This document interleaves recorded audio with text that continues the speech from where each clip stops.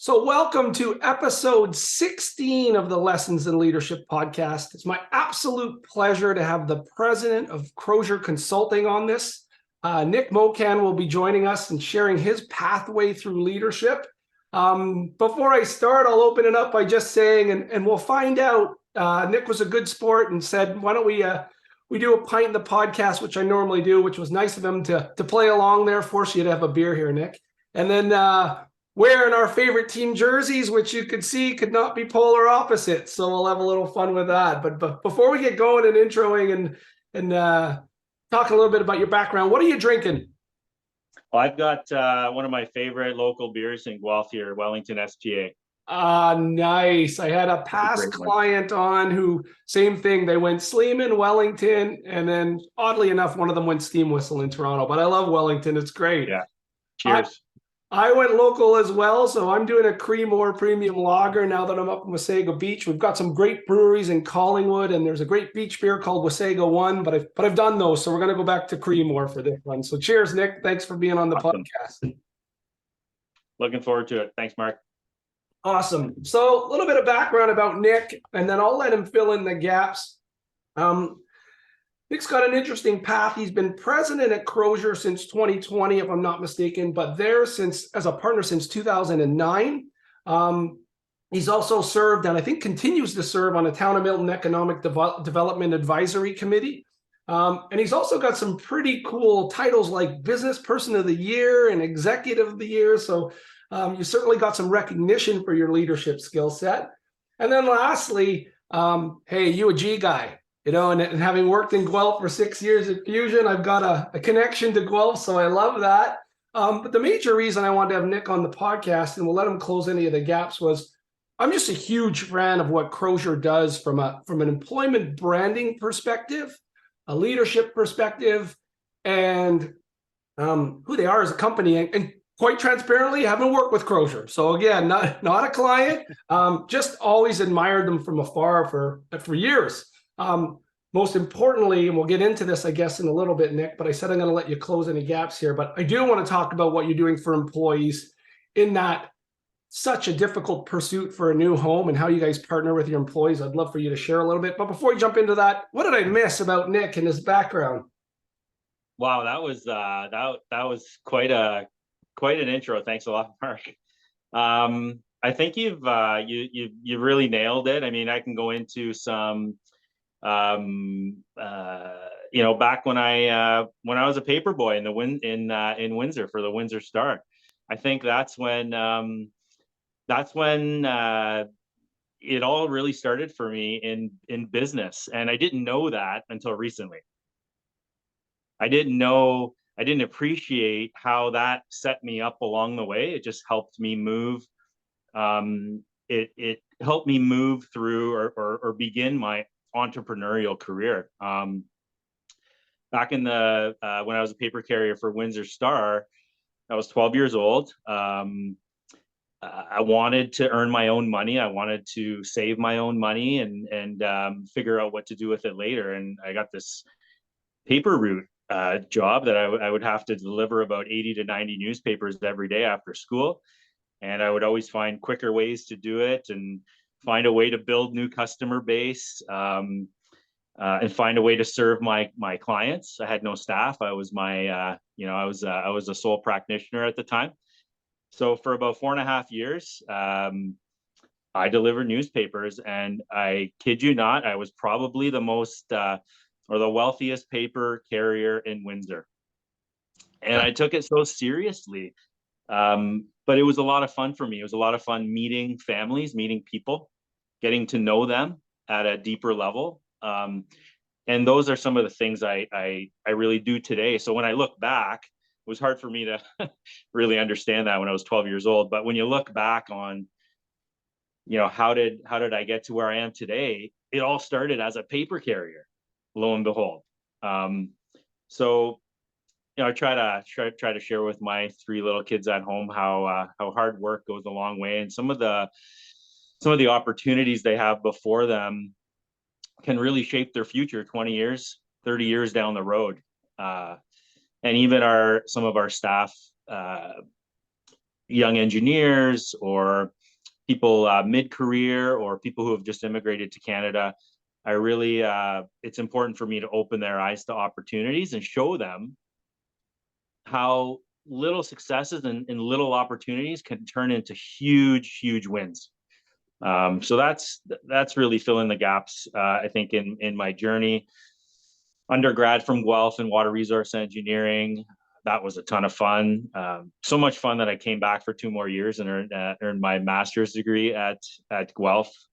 Guelph holds a special part in my heart, and I'm glad to be back living near Guelph out in the village of Eden Mills, and recently opened up an office in Guelph. So it's really come full circle for me and many of our staff who now call Guelph office their home. Amazing. So new office in Guelph, where you went to university. But here's what I loved what you said is your realization down the road. Like, it's funny that you mentioned I didn't realize it till recently. And I kind of went through the same path about my learning and working at McDonald's as a kid and the work ethic there. But you're like identified operational efficiencies on how you were going to make sure you had a quicker way to do your work. You had to build your customer base. So there's your business development, and you got to know people, which is your customer service. And it's funny, you said I was the wealthiest paper boy there was in Windsor. I mean, business results usually come from hard work and good leadership. So I love that you shared that story right from the very beginning. You mentioned the new office in Guelph. You also have some other exciting news that we'll save till the end that I can't wait to hear about. But I know there's something you want to share with all of us at the end. So I'll keep our listeners here engaged till the end. So knowing, the company's grown and you have a path of developing others and helping them see opportunity. I'm really a huge fan of what you guys have done with your new homeowner program for your employees. As you know, I worked in the industry on the building development side, like in new home builders. And there was always this internal battle for me, right? Because I was a sales guy, I was accountable and went from low rise to high rise and being driven and competitive as a leader. I was proud of my sales team. But I also saw what was going on the market and what it was going to do for people like my kids. And so I'm absolutely a huge fan of what you guys are doing for your employees, but I'm going to shut up and let you explain it because I'm sure you'll do a better job. Explain to our listeners from a leadership perspective, why was that important for your company and what have you done? Well, first of all, I'm so glad you asked me that question because I never get tired of talking about it. I never get tired of telling everyone, whoever will listen to me, about all of the unique stories that our employees, many of whom have benefited from this program, not only themselves, their families, and their unborn. So it's a lot of fun. I absolutely love talking about it. So back in the COVID, in the depths of COVID, you would have known, you would have seen, everybody saw how the housing market was just running away. At the time, a lot of people, not everyone, a lot of people were fleeing cities and going up to places like Collingwood, Wasaga Beach, where you are, just getting out of the city, being able to work remotely. And during that time, the housing market really, really began running away from a lot of people who were fresh grads, people who, have been out for 4 years and just earned their PNG. They're making good money, like in some cases, the dual incomes, and they still can't get in the market. Some folks who have been working for 15, 20 years joined our company recently, and I learned that they're still renting because they haven't been able to save up enough for the down payment. So we would have these water cooler discussions and virtual discussions during COVID. I would still visit some of the offices and we'd have outdoor gatherings. And everyone I talked to, from the receptionist in Collingwood to the EIT in Milton to the EIT in our downtown Toronto office and our Bradford office, the bottom issue, the single most common issue was the down payment and coming up with the cash to put down, given the rules on that have been imposed, the tougher stress test and everything. So, for instance, a house that costs $650,000, which is a lot of money, and that's essentially your starter home now. Well, the down payment on a $650,000 home or condo or townhouse, whatever, is $40,000. So we looked at that and said, how do we help our people get into the market? It's like it's really as simple as that. And given what we heard and the communication, the dialogue, it all came down to the down payment. So how do we help them? Well, our leadership team, Chris Crozier is the CEO. He's up in the Collingwood office. Our CFO, Dean Elliott, up in the Collingwood office. We would, every time we get together, we talk about. I would always bring up the conversation I just had with another person in the company, saying they're trying to get in and they lost out on 12 offers in a row. How discouraging is that, and frustrating for her and Magda in this case, her husband. They're trying to start a family in Collingwood. Magna, for instance, I have some stories. I brought some stories here today because they're like I've got to use their words. They're just unbelievable stories. So Magda, for instance, was looking to. She couldn't afford in Collingwood. The housing market just really ran away. So she was looking to. She wanted to live in Collingwood. She's the receptionist. Was the receptionist at the time up there, but had to look an hour away in Midland for a house that they could afford. And her and Brendan and a few others were the reason why this program came to be. It wasn't we didn't have this planned 5 years ago. It was we pivot on the fly based on what the needs of our people are, what the needs of our business is. And so all I ask people is to write me a letter on how this program may impact them in some form or fashion, because I found everybody's got a bit of a unique story, right? So Magda says in her letter here, I'm so excited for my future with the company, and I'm thankful to be part of this amazing initiative. Like, if that's not heartwarming and encouraging, I don't know what is. Like this makes me get up in the morning and see what else I can do to help people out. This person, Evan, up in the Collingwood office, says the first time homebuyers bonus would be truly a difference maker. I hope you can appreciate how much it would mean for me and for him and his partner to take the next step in our lives. Like, it's an impactful program, and I can go on and on, but I won't, because we do have a time limit. But basically, we help support up to $20,000 of a contribution, which is considered a one-time gift, one-time bonus, directly deposited into an employee's RSP account, which they have access to those funds 90 days later in full. So there's no withholding taxes. There's no 50% tax on a bonus. It's they see that money in full, simply minus the CPP and EI deductions, a few $100s. But they see that money in full, and it's impactful. So by the time they get to close on their house, 60, 90, 120 days later, after they make an offer, as long as the money's been in their account for 90 days, they have full access to that money to put down on a down payment.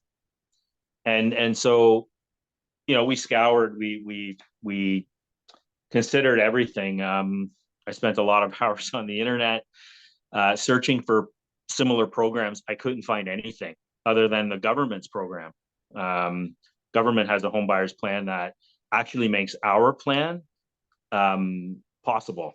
It sort of piggybacks the government's program, and the government is not giving you a gift. All they're allowing you to do is access money that you've built up in your RSP tax-free, as long as you pay it back into your RSP over 15 years. So we really use that rule to deposit the funds necessary directly into their RSP account. They have access within 90 days, which is usually enough time for them to find the house, buy the house, close on the house, and access the money.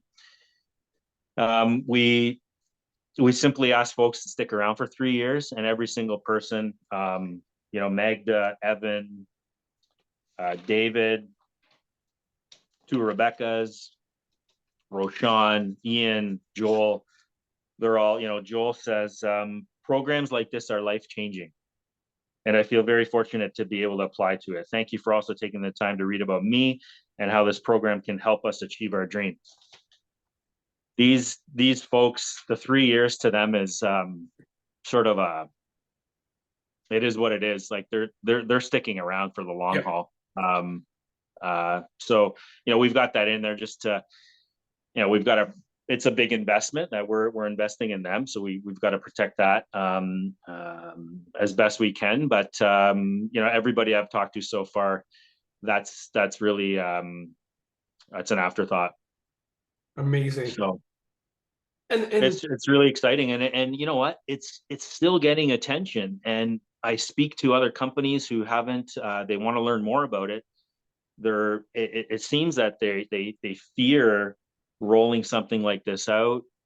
But I'm here to say I want to hear other companies roll this out. I really do, because it has such an impact. When you hear these real stories of employees and the passion they have for the company, the passion we have for them, it's just it's such a great feel-good story, and I'm so happy to share it on platforms like your podcast, Mark. I really, really appreciate it.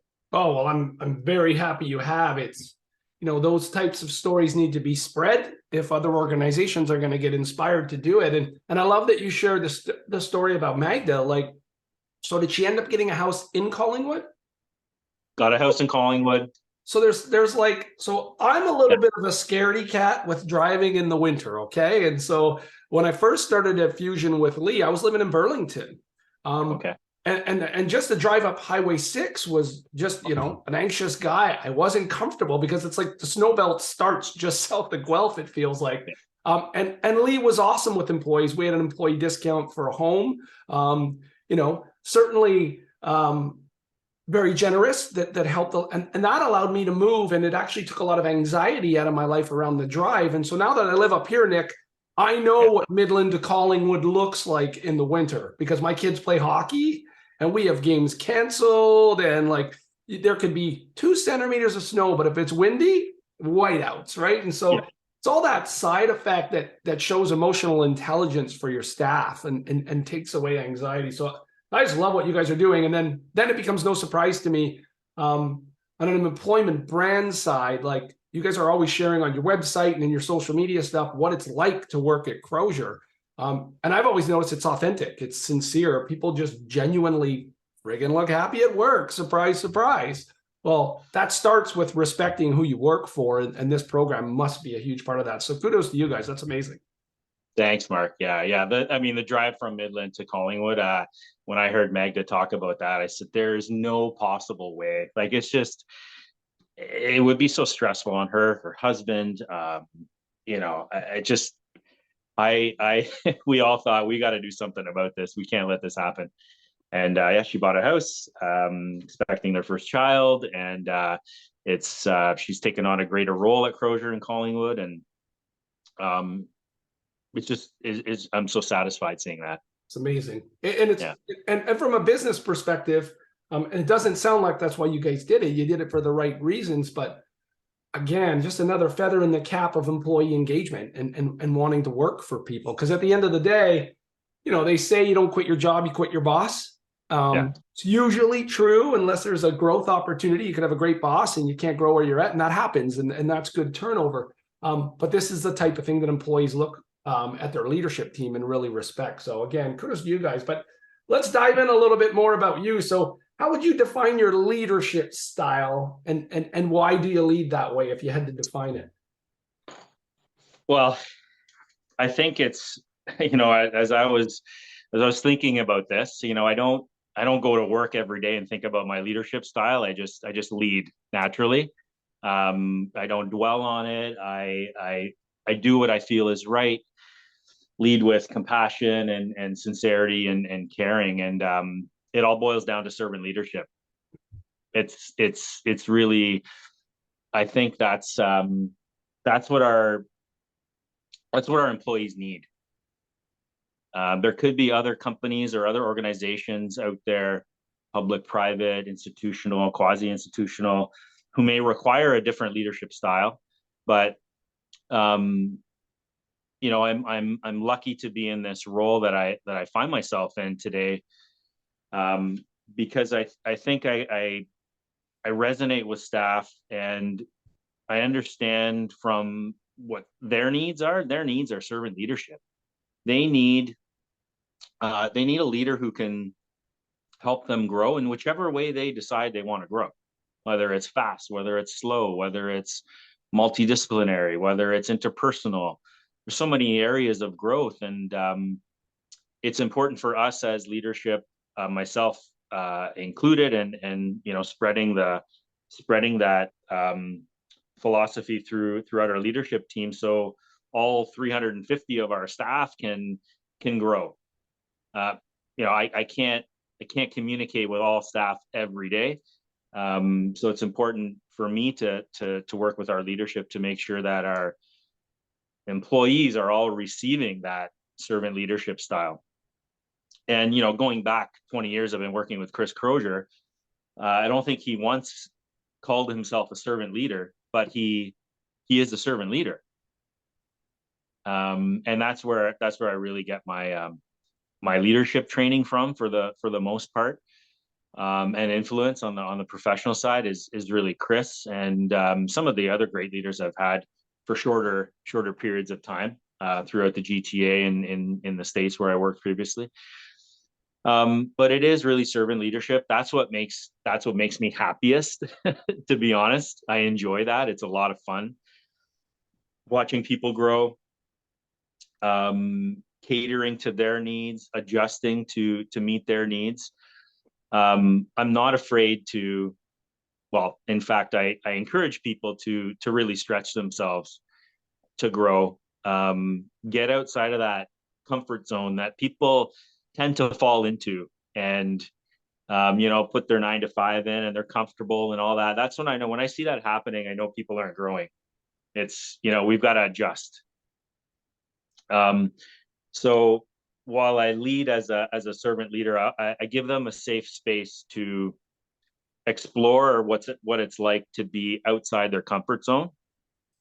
Being uncomfortable a bit is fine, but knowing that they've got a safety net there, I'm there as their safety net when they're exploring things outside their comfort zone, initiatives, learning new skills, attempting to reach a new client, or a new service line. There's examples every day in our company where people are being stretched outside their comfort zone, and some days are tough. A lot of days are tough, but at the end, I want to make sure people are learning and growing. Then the minute people stop learning and growing, to me, that there's a setback. Something's happening there. Why are they not learning and growing? Why are they complacent? Complacency is absolutely deadly, especially in the professional services world. And every day I have long drives to Collingwood from Eden Mills and Milton, downtown Toronto on the GO train. Every day as a leader, I think I'm expected to grow and keep learning and thinking outside the box. And if I can set that example for others, I believe they will follow and be comfortable to explore outside the comfort zone. We have 3 values at Crozier: be entrepreneurial, bring your energy, and show you care. And those are great those are three, great values that we have. And during our strategic planning process a couple of years ago, while I told everyone I really like things in three, it's very simple to remember and recite and apply in day-to-day world. But at the time, I wanted a fourth value because it really resonates with me, and it speaks to how the company operates. And that value is we bold. We the North, we bold. Mm. Everything we do is really bold. We operate outside of our comfort zone. I moved from Collingwood to Milton in 2009, in the heart of that recession, September 2009.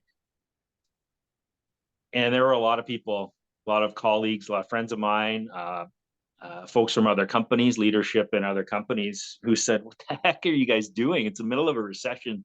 You're opening up a new office in Milton. Like, why? Where's the work? Where are you going to get the work?" And, we bold. We do the unexpected. We take chances. We take risks. And that's fun, like moving my family. I just had she was, not even a year old at the time. We moved from Collingwood, sold our house, bought a house in Milton, and began a new chapter of my career by opening up a Milton office. I had almost no business training at the time. I was a fresh PN, and I was asked by Chris to open this office up, and I thought, we were driving up to Feversham one night in the middle of a snowstorm, because it's always snowing in Feversham, playing some shinny hockey, and Chris leans over and says, "Yeah, I think we should open up an office in Milton." I said, "Oh yeah, great. That's a great idea. Who are you going to send there?" Yeah. So anyway, I got tapped on the shoulder that night, and the rest is history. Took on the challenge head on. It was exciting, totally outside my comfort zone. Nervous as heck, not gonna lie. But I channeled that nervous tension into planning and preparing and working hard. What are the steps I need to do? And I was fortunate to be partnered up with Jim Firth, who I believe Yeah. who consummate professional, perhaps the best networker I've ever met. Such a personable guy. He's got a story for everything, and he really taught me. He helped me. He helped me come out of my comfort zone when it came to business development and networking and that sort of thing. So I owe a lot of my success to Jim, and to Chris. Those two have had quite an amazing influence in my career. But so working with Jim and Chris and taking on all these new opportunities was just tremendous. From 2009 onwards, we built up the Milton operation to a group of about 80 people. Outgrew our space, moved into another space, and that led to other opportunities in downtown Toronto. So in 2016, we had this young engineer, Ashish Shukla, living in Milton, but doing a lot of business downtown Toronto. He just got his PN, but he was special. He was special in that he was a great engineer. He still is a great engineer, but understood our clients' language and what our clients are looking for. He also understood how students that worked for him, or EITs that worked for him, what they needed at the same time. And so he was able to sort of bridge the two together and did some amazing things. So we created the Toronto office opportunity for Ashish. That was the only reason why we opened up Toronto. And he's still there today. We're in our third office location. We have 10,000 square feet right across from the Eaton Center. Oh, wow. And, Ashish and the team there, the civil and traffic groups, building services, they're just crushing it in downtown Toronto. They're in their element. they're having fun, they're getting deals that they never thought they would get, you know. And we're doing work for Ontario Place. Who would have thought? Who would have thought? You know, big developers like Liberty Group all over Toronto. You know, you name it. It's just so fun to watch. Like these young people get opportunities and take it and run with it. Like to me, when I go home and think about how well Ashish is doing, and Jurgen in the Guelph office, and Jeff in Bradford, and Brittany in Collingwood, it's just phenomenal. And every day I just want to celebrate it. And you'll see that on social media. We're celebrating these people and their successes every day. Yeah. Folks who are earning their PNG and other designations, we celebrate them because it's important to, in such a fast-paced world, right? In the you know, the home buying, the home building world, the developers world, it's a fast-paced game, and it's important to, you know, slow down sometimes, take stock of what we've all accomplished together, what individuals have accomplished, and celebrate them. And that's why we do it. It's really, really important. Awesome. I love the whole, there's a bunch of stuff you said there, but I'll pull out the things that I really loved. And I liked all of it, by the way, but what I really loved is that you mentioned like the impact Chris had on you and Jim, and the pride you take in others in their offices and being successful. And that's why servant leadership aligns with you, is because that's what grows companies where everyone could succeed. Is you mentioned, I get people out of their comfort zone, but I'm there as a safety net. And so that encourages people to go further outside those zones. So it's, and the other thing you said was Chris wouldn't define himself as a servant leader, but he is. Some of the best servant leaders I've ever worked for, when I brought up the concept, have never heard of it. Like Bob Hunter, my guy at MLSE, I was like, he's like, okay, if you say I'm a servant leader, I'm just trying to help you. Well, you know, that's where I've kind of tried to go into companies and build processes now, so people could take a process and align it behind it. But I love that. And I also love that you acknowledge, because I say this a lot as well, is, listen, servant leadership aligns with me. There are other leadership styles out there, you know, and others are successful as well. It just depends on, what do you think, you know, helps you put your head on the pillow at night, that you're growing your company and you're growing people. And then again, the theme of all of you going through it and leading that way. You know, I work with Canada Soccer right now, and when I started the program, I kind of thought, okay, well, the teams are kind of, John Herdman's not going to go through servant leadership training with Mark Petitpar, right? But because I'm working with the executive leadership team, of which John's on as well, as I'm doing this training, John's like, yeah, well, when can I start my team? And John sits in on the call. And John, listen, now here's one of the best coaches in the world, period. And one of the best leaders you're going to ever meet. But the minute we're done a session, he's on the phone with me. He's leaving me voice notes saying, I like this. What was this? Could you change that? And that show, what he's doing is he's showing his team he's engaged. And then if they're going through it, he's a part of it as well. So that theme of everybody helping other people is really consistent in great places to work. So kudos to you guys. Awesome. Let me ask you, like, you know, what's been your biggest failure that you learned the most from? There's a question for you. Like, what have you really screwed up that's really helped you in the long run? Can you share one of those?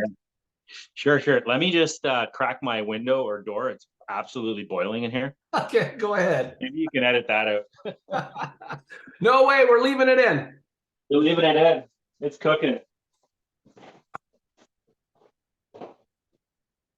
Well, that's better. There you go. Oh, a lot of failures. Holy cow. I mean, I don't know where to start.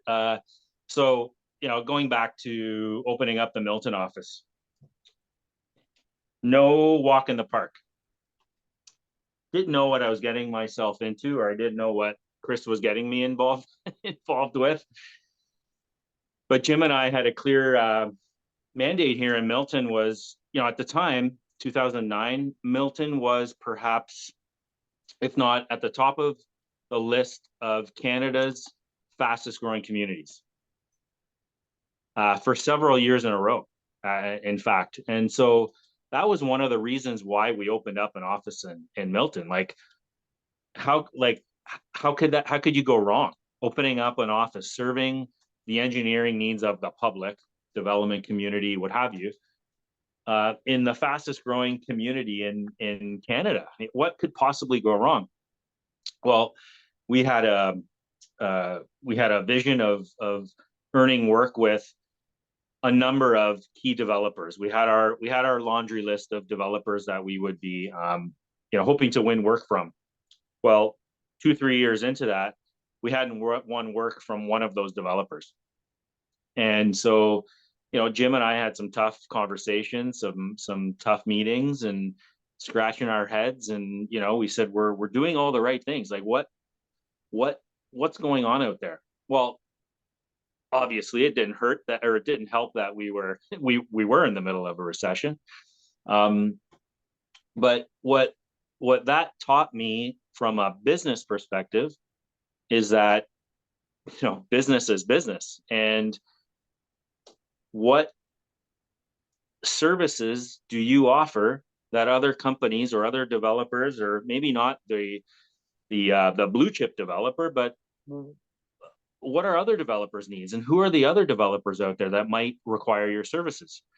And so instead of setting our sights on the top prize,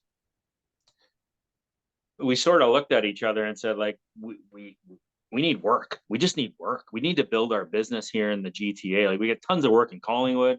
We were supporting Collingwood at the time, so it's not like we were just twiddling our thumbs, but we were looking to grow our market presence in the GTA through Milton, and at the time having a hard time earning those big projects. And when we dialed it back and really simplified our approach, we approached clients who had some simpler projects, smaller scale projects that we could easily service them really well. So with that failure and having to pivot, we ended up earning this, I would call it, very small grocery store project in Milton, a grocery store, development of a grocery store. But the folks, the planning firm who brought this project to us, like, the grocery store chain didn't know who we are. We had a tiny little inconspicuous office in a plaza here in Milton at the time, and nobody really knew who we are and who we were in Milton. But we earned this small little grocery store project, and we were absolutely relentless. It was a tough project from an approvals perspective. So it butts up against the 401. So we've got the MTO involved, Town of Milton, who is absolutely a pleasure to work with. We've got Regional Halton. We've got CN Rail is a railway nearby.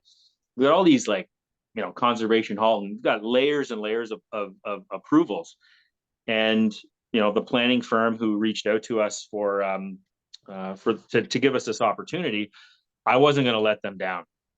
There was no way I was going to let these planners down, despite the challenges we were getting from the government agencies on approvals. So one of our EITs and myself at the time, we drove to MTO's office, Downsview office, and we told the reviewer, the corridor officer, we're not leaving this building until we get a permit. They need to move in. Like, there's every single day, just like on the housing side, every day that you delay construction is going to delay somebody's closing and their possession and moving in. So on the home buyer side, there's families behind all the paperwork. There's a real family there, and behind all the paperwork for this project, because to this person it was just paperwork, but behind the paperwork there's a business, and the business has employees, hundreds of them in this case, in Milton. So we took a different approach and really pleaded with these people who held the permit in their hands, how important this permit was. There's more to it than just a permit. There's a business, there's a company, there's somebody's future behind this. So I came at this project not from it's just a small project, like, let's let's get in and out. It was, this is the most important project at the time. This is the most important project to our client.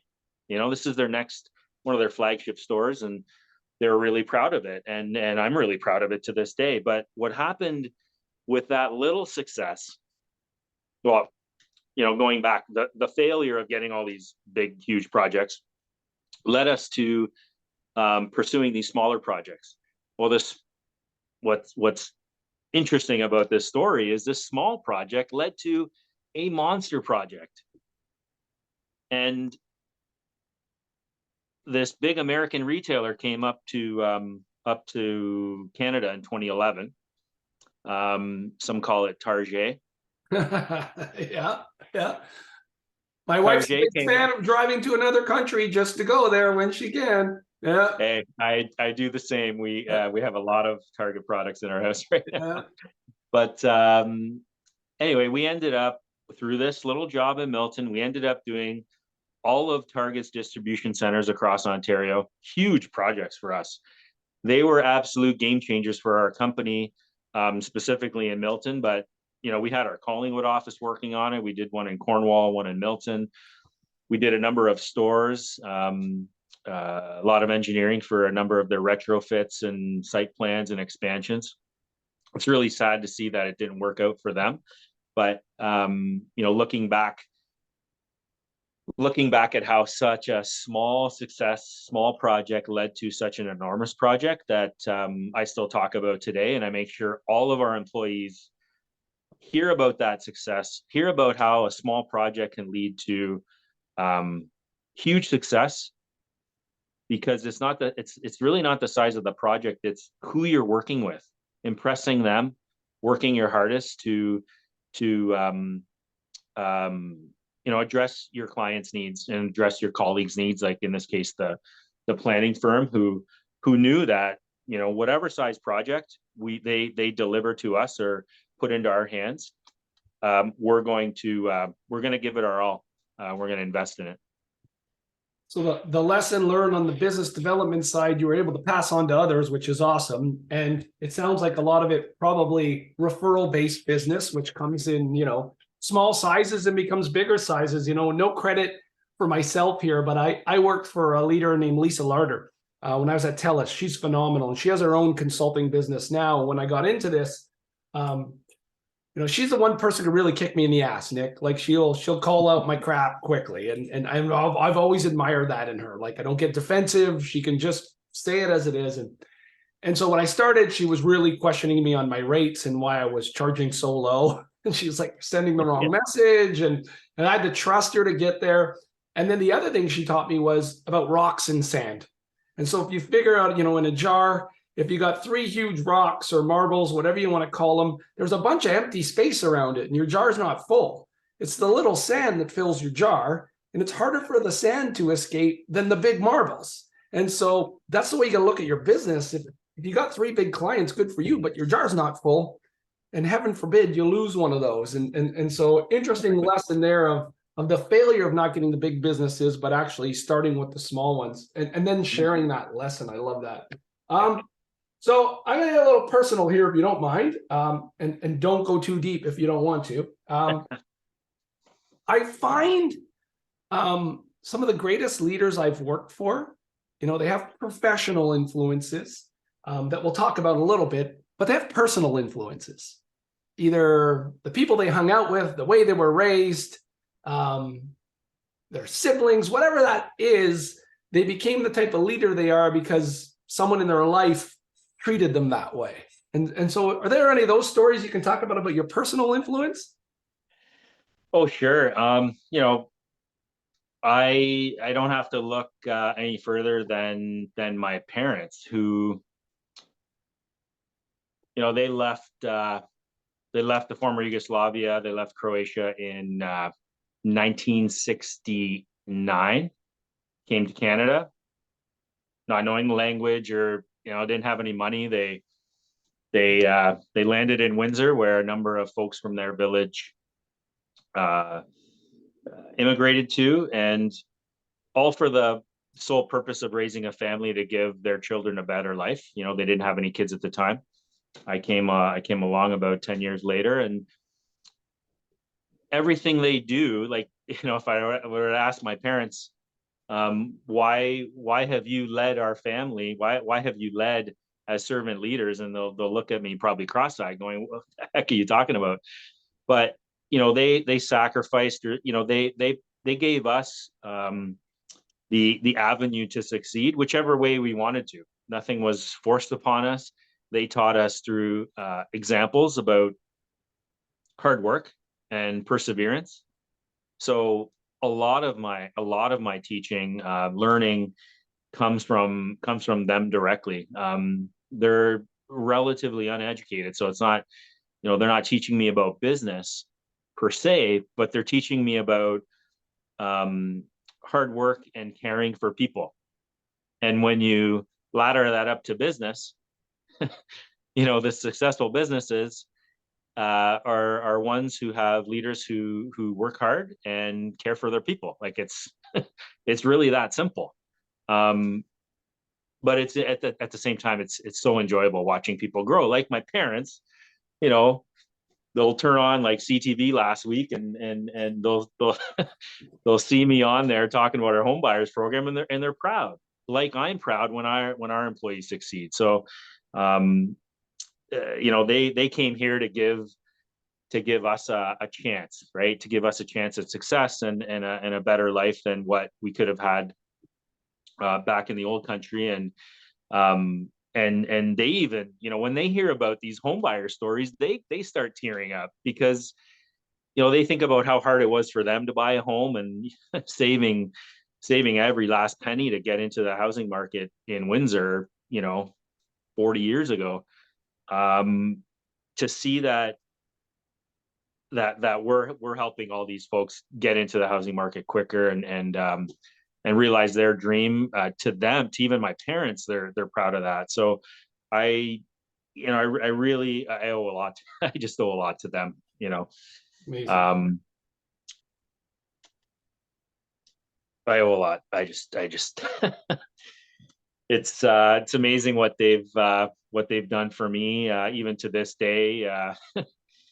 You know, I'm raising the kids at home. My wife is away at school at the moment up in Owen Sound, and my parents are right there to help me stay stocked with great food.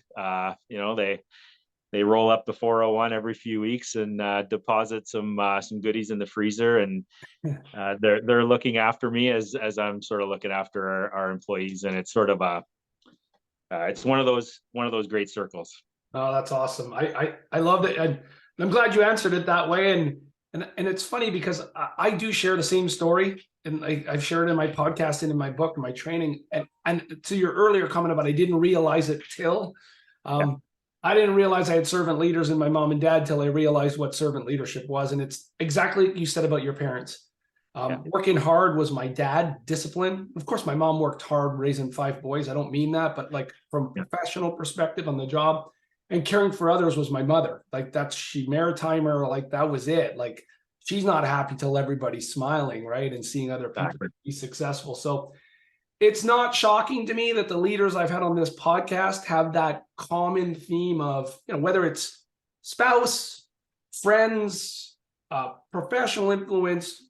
A lot of time parents, though, I find when I ask this question, it's kind of what I grew up with. And I'm just passing it on to others. So that's cool. Well, that's awesome that you have amazing parents in your life. What about professional influence? You mentioned Chris, you mentioned Jim. Anybody else on the professional side that's really influenced your leadership style and why you do what you do? I've spent almost I've spent more than 20 years with Chris, and with Jim probably about 15 years. There's others in the company, like Kevin Morris, one of the founding partners at Crozier. You're not going to meet a harder working guy than Kevin. Really invested in his trade, passionate about the engineering around construction. And him and Chris and Jim and I were all involved, all in the early days, to really shape the company at the beginning on how how we were going to grow and how we were going to operate. And Kevin was one of the early champions of doing business a little bit differently, thinking outside the box, taking risks, and that may not come naturally for him. But what I appreciate from Kevin is the patience to listen, the patience to understand, the patience to hear other perspectives, and to allow the whole leadership team to execute on so many unique initiatives. The home buyers one is just an example, but without that sort of leadership, this success doesn't happen. So Kevin's really been influential in my life, even personally. When I first moved up to Collingwood, got my first house, he donated his kitchen table to me, and I still have it to this day. So every little bit counts when you're starting out, right? So he threw everything in the offer except the kitchen sink, because he did give you the kitchen table. Corny joke. I had to do it there, Nick. Yeah. Awesome. Yeah. So a lot of professional influence around you at Crozier from Jim, Chris, and Kevin. That's amazing. Yeah. So the whole reason I started the podcast was just to share stories like this to, people, because I remember growing up in retail and I was an assistant manager and I really wanted to manage a store at the time, and I got stuck. And it was just like, what am I not doing? And why aren't people seeing how and realizing that we've all gone through these failures and learning now. I wish someone would have told me back when I was 21 that what I was going through was normal. Anyways, so I like to share these lessons so people can align with other leaders than just me sharing my thoughts. But having said that, who are your leadership influencers? Either, do you read books or you go online videos? Like, who are the type of leaders that influence you, if at all? Where do you get your professional development? Yeah. So, and I wish I had a simple answer. Like, I always go to this person for leadership influence, but I don't have a single one, because I find that I really like listening to different perspectives and different leadership tactics or practices. So what I really like to do is listen to and hear and absorb, consume a broad variety of leadership concepts, some of which I don't agree with, some of which I obviously agree with. And I pick and choose what I like, and apply them to my leadership style, all obviously based on servant leadership, because I just want to create my own path. And that's what I've been able to do here at Crozier. I've been given the reins to create my own path, and I often use that to help senior project managers or EITs or whomever, the receptionists, carve their own paths. So some of the influences online I get from, I love Gary Vee. He's just to me he's a legend. He speaks the truth. He's authentic. He tells it like it is, and he's right probably 100 times out of 100. Simon Sinek is obviously a pretty popular one. Hard to disagree with a lot of his concepts. I read your book last year, camping out on Lake Huron somewhere, and a lot of it resonated with me. Cool. I really enjoyed reading your book, and I hear that you're planning a second book. Is that true? I am. I just don't know what it's going to be about yet, Nick, but I know I want to write one. Thank you for sharing that. I appreciate that. Yeah. Well, I look cool. Forward to reading that one. And then, I take influence from other people in the company, from other people I meet when I'm helping out my kids in their Cubs groups or their synchro teams and gymnastics teams, like all the parents that I connect with. A lot of successful people in the Guelph area, I've come to learn, and I love just hearing about their stories myself and what I can learn from them, whether they're realtors or doctors or business leaders. I enjoy going to those events, to those functions, to see my kids, train and do what they love doing, but also just connecting with other parents and hearing about what they're up to these days, what's challenging them, where they're succeeding. Just really, really enjoy carving my own path, and not following a playbook. That's perhaps like not being confined to something. Yeah. I love just coming up with our own plan, and that's what we're doing at Crozier. We're doing it our way, the way we want to do it. And if folks, that are looking at us, like what they're doing, they're welcome to come on board. If not, there's so many other great companies out there, but we're doing it our way, and really proud of it. Love it. Love it. Yeah, I love the whole concept of like not going down a path, but taking pieces from everyone so you can bring it into your own style and your own plan. I literally started coaching my son's hockey team up here in Wasaga. They're like an under 11 local team, right? And last year we were like 19th out of 24 teams. And this year we're playing in the championship against Collingwood. And I look at the head coach, that Adam Dent, and I'll tell him one day he's on this podcast. He'll be like, well, you have a podcast? But anyways, Adam, just watching him lead kids, like he's got this balance of like understanding he's coaching kids and they're there to enjoy the game. And if he loses them, he loses players. He understands his bigger social responsibility to make sure they're having fun. But he also understands his accountability to try and help them make them better because they'll have more fun by improving their skill. And I looked at Dan, our trainer, and I said, that guy could coach in the NHL one day if he wanted to. Like I've been around NHL coaches in my past and I've watched their behaviors, and this guy coaching a team in Wasaga Beach has that. And I'm kind of going, how do I bring that into the way I communicate? And so it's little pieces everywhere. And I love that you mentioned that while still doing your own thing, which is what I've always been passionate about as well. So I love that. There's two things I want to ask you. So let's save the one. Let's save the one for last. That's the little announcement you want to share. That I'd love for you to share. But where does someone find Nick if they want to learn more about you, and where do they learn more about Crozier? Great question. Well, you're probably going to find me attending to my backyard rink in the wintertime. ODR, I love it. Yeah. Yeah, absolutely. This year was an absolutely humbling experience maintaining a backyard rink. I'm sure you can appreciate that. Yeah. Squeaked out a few great weeks here in March, but it came to an end on Wednesday this week. But anyway, backyard rink at the pool with my doing competitive synchro with my daughter. But can people find you on like LinkedIn and Instagram? They can find me on LinkedIn, absolutely, when I'm not when I'm not at a Leaf game. LinkedIn, just search Nick Mocan on LinkedIn. Speaking of Leaf games, hey, do you want to go to the final Habs Leafs game this year at the I want to call it the ACC, but I can't anymore. You sure? Yeah, this Saturday coming up. I would love to. Right. Let's do it. All right. We got to wear these jerseys, right?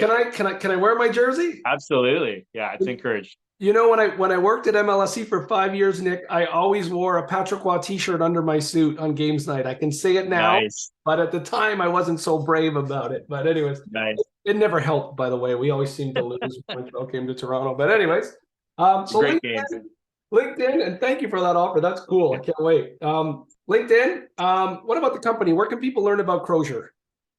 Yeah, so our website, cfcrozier.ca or thecrozierway.ca, Googling Crozier. Driving anywhere in the Georgian Bay area, they'll see a sign.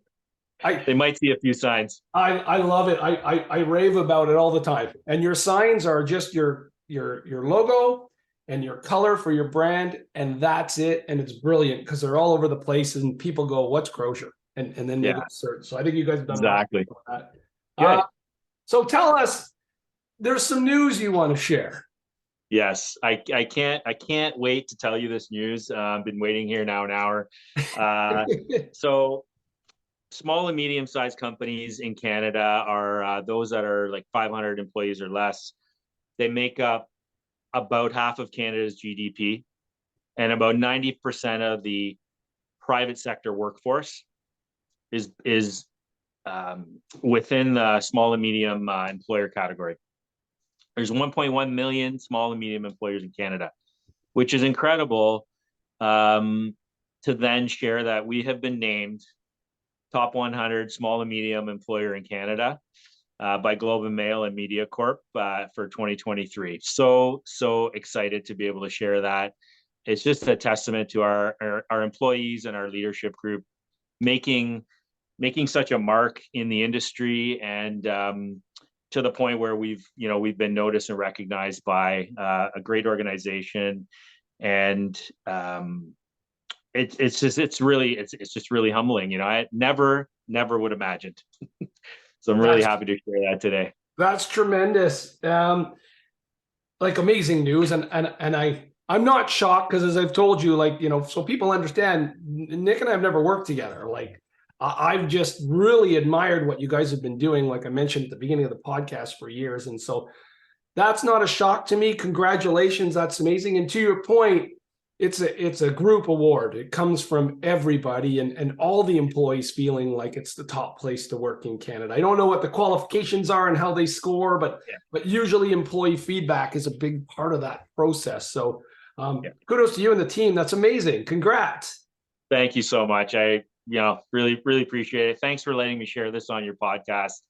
It's been a great hour. I've enjoyed our conversation, and hopefully we can carry on the conversation at the Leaf game on Saturday night. Yeah, I'm looking forward to it. It's I just want to be clear right now. You're not playing the Habs. You're playing the Laval Rocket. Okay. Yeah, I am very clear on that. Yes, let's just have a good time.